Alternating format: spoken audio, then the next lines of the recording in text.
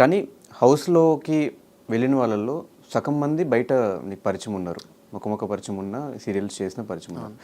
ఇలా మ్యాక్సిమం అందరు పరిచయం ఉండటం వల్ల అదేమన్నా నీ గేమ్కి పర్సనల్గా ఎఫెక్ట్ అయిందా? ఎందుకైతుంది? వాళ్ళు ఆడుకుంటారు, మనం ఆడుకుంటారు. కలిసి ఉన్నప్పుడు కలిసి ఆడతాం. నేను ఒకటే చెప్పాను, అలసలన్నాను, విడిపోయి ఆడడం వేరు, కలిసి ఉండి ఆడడం వేరు. కొన్నిసార్లు కలిసి ఉండి ఆడాలి, కొన్నిసార్లు విడిపోయి ఆడాలి. But most of the time me game group game లానే అనిపించింది కదా అందరు. అలా చూపించేశారు దాని దాంట్లో ఏం లేదు, దాన్ని అలా చూపించేశారు. ఇప్పుడు పక్క వ్యక్తులు మనం మాట్లాడే కొద్దీ ఒక ముగ్గురు ఉన్నారు, ఆ ముగ్గురు కనపడలేదా? కానీ మీరు ఒప్పేసుకుంటున్నారు కదా ప్రతిసారి, ఆయన చెప్పింది ఓకే, ప్రతిసారి అవును మేము ముగ్గురం ఆడతాము, మేము ముగ్గురం ఆడుతున్నాము. నేను అది చెప్తున్నాను, ముగ్గురం ఆడుతున్నామంటే ముగ్గురు గేమ్లో ఆడుతున్నాము, ఉన్నాము. నువ్వు ప్రతిసారి చెప్పినప్పుడు కాదన్నా, అదే ఎందుకు పోరాడడం, ఎందుకు కొట్లాడడం?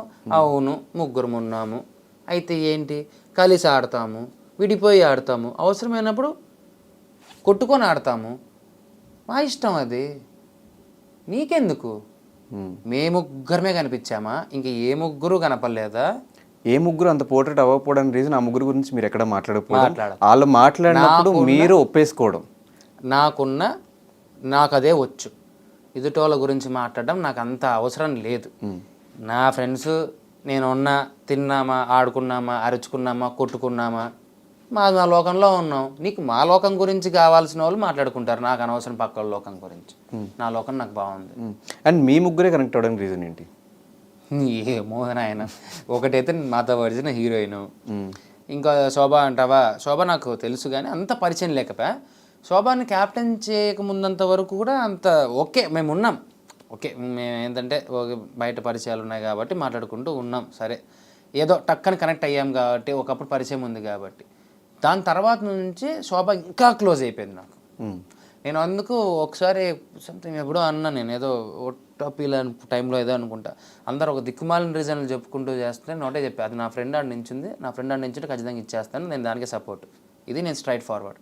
ఫ్రెండ్ అంటే నాకు ఫ్రెండే, I will stand for my friend. ఫ్రెండ్షిప్ని నేను ఇచ్చేంత వాల్యూ నాకు తెలిసి వేరే వాళ్ళు ఇస్తారో లేదో నాకు తెలియదు, కానీ స్నేహం అంటే ప్రాణం ఇచ్చేస్తా. ఫ్రెండ్ అనుకుంటే ఎంత కష్టమైనా నేను నించుంటా.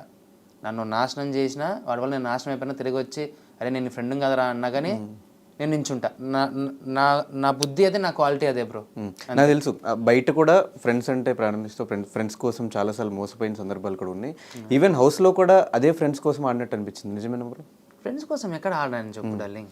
ఇప్పుడు అప్పటి వరకు గేమ్స్ అన్ని సరిగ్గా ఆడకపోయినా కూడా శోభన్ క్యాప్టెన్ చేసేటప్పుడు మొత్తం 100% ఎఫర్ట్స్ అంతా పెట్టి ఆడి గెలిచినట్టు అనిపించింది. అంటే ఒకటి, తన కోసం ఆడాను ఒప్పుకుంటా, ఒకానొక టైంలో నేను మర్చిపోయాను డార్లింగ్, నేను తన కోసం ఆడుతున్న సంగతి నేను మర్చిపోయాను.